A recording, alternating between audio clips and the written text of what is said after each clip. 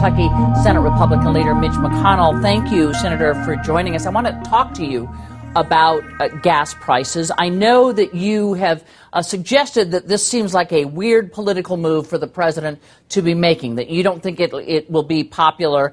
And I want to show our viewers a recent CNN ORC poll, and it's about who do you blame for these gas prices?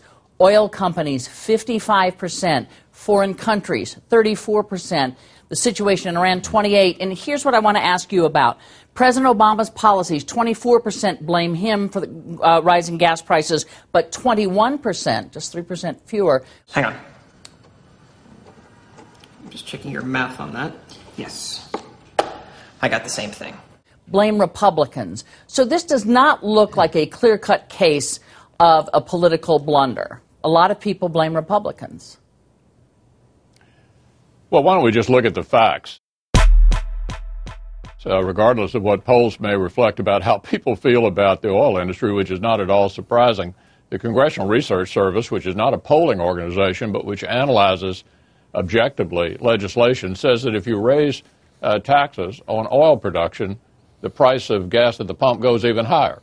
So this is an absurd suggestion when you've got $4 gasoline. So what McConnell is referring to is this Congressional Research Service report, which states in its conclusion the following. On the one hand, the tax changes proposed would increase tax collections from the oil and natural gas industries and may have the effect of decreasing exploration, development, and production while increasing prices and increasing the nation's foreign oil dependence. These same proposals, from an alternate point of view, might be considered to be the elimination of tax preferences that have favored the oil and natural gas industries over other energy sources and made oil and gas products artificially inexpensive, with consumer costs held below the true cost of consumption when the external costs associated with environmental costs and energy dependence, among other effects, are included.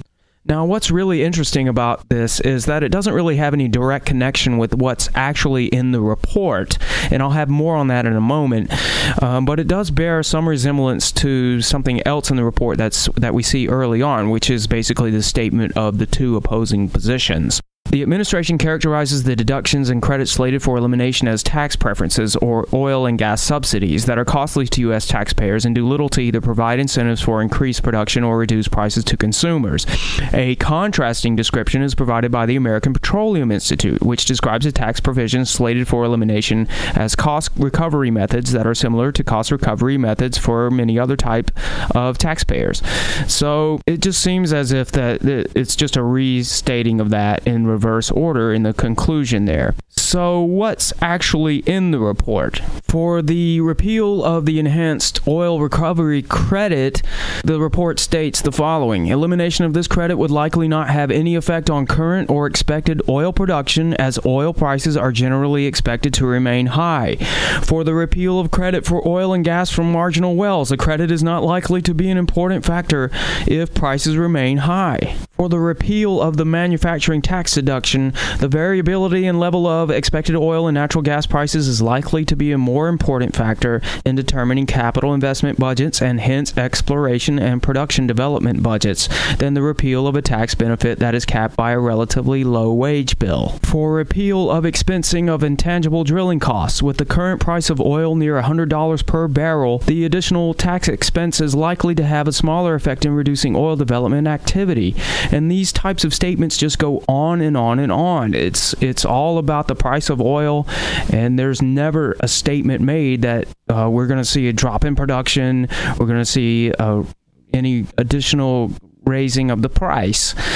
A subsequent memorandum sent out by the Congressional Research Service explicitly states repeal of the immediate expensing of intangible drilling cost provision and replacement with a form of cost amortization more consistent with depreciation methods common in other industries likely will have no effect on current U.S. oil production and hence no effect on current gasoline prices. Further, it states political unrest, expectations, effects on financial markets, macroeconomic growth trends, the value of the dollar, and a host of other factors have contributed to fluctuations in the price of oil and gasoline. Any due to changes in the tax treatment of the oil industry would be hard to separate from the changes due to other factors given the size of the relative magnitudes. And we have to keep in mind there have been other reports that have been done, and there have been many other experts that have come out and said that it will not have an effect on gas prices. If it does, it'll be extremely minimal. But McConnell has some other ideas that he thinks will also get us to some better gas prices. What the president ought to be doing is approving the Keystone Pipeline. This is this massive private sector project that will bring energy down from our friendly neighbor Canada to the United States. He's blocking it. Oh, good Lord, I'm so sick of hearing this, and sick of hearing the way they characterize this. It's not about getting oil from Canada to the United States so that we can use it for our own purposes. It's for exports. I did a whole video on this. Please watch the video. This is crap. It's not going to have anything to do with gas prices whatsoever. What he ought to do is increase production on public land. Land in the federal within the federal jurisdiction, the production is down 14%. Okay, so we just keep hearing this over and over and over. We're not drilling enough on federal lands. Barack Obama is blocking oil production on federal lands, and that's why the gas prices are as high as they are, or we can get gas prices low if we start drilling more on federal lands. Well, let's look at the numbers from the EIA.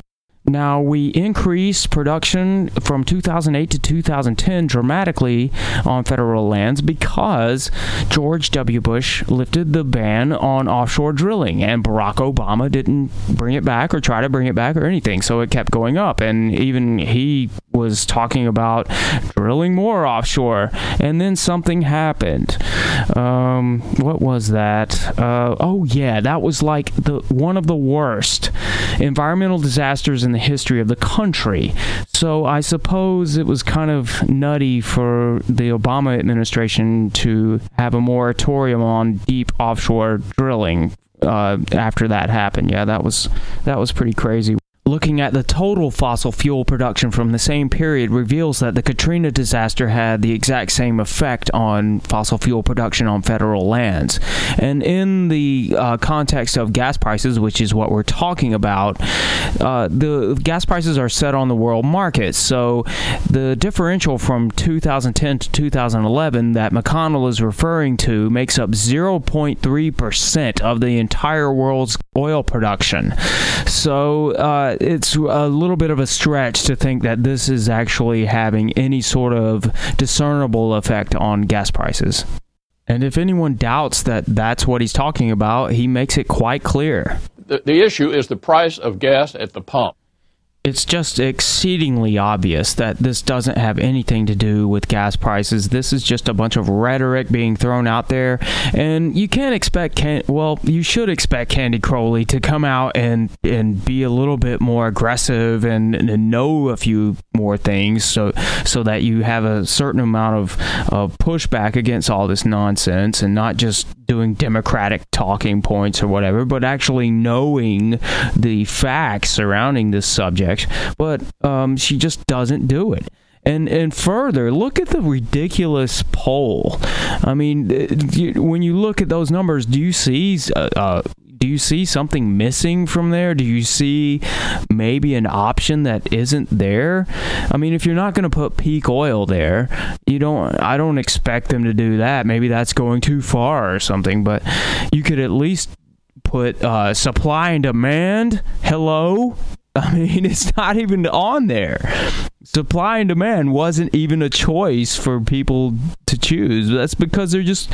And look at what she focuses on, like the 21% versus 24%. Those are the freaking wingnuts in the from each side. It's just going to blame the other side for whatever problem you want to put out there. There's always going to be that 20 to 25% of knuckleheads on either side that don't even think about the issue. They just blame the other side for the issue. So this is what we get from CNN. It's just a bunch of garbage. They don't give a damn about reporting the facts and reporting what's actually going on. They're just trying to, this is just, look at the question she asks him. Don't you think that this is the wrong political move to make? It's all about the game. It's all about the political chessboard. It's not about the actual facts of what's going on. So yeah, this is just more evidence that you cannot trust these people to bring you the actual news, what's really happening in the world. You cannot do that. You have to get that yourself. You have to look it up yourself.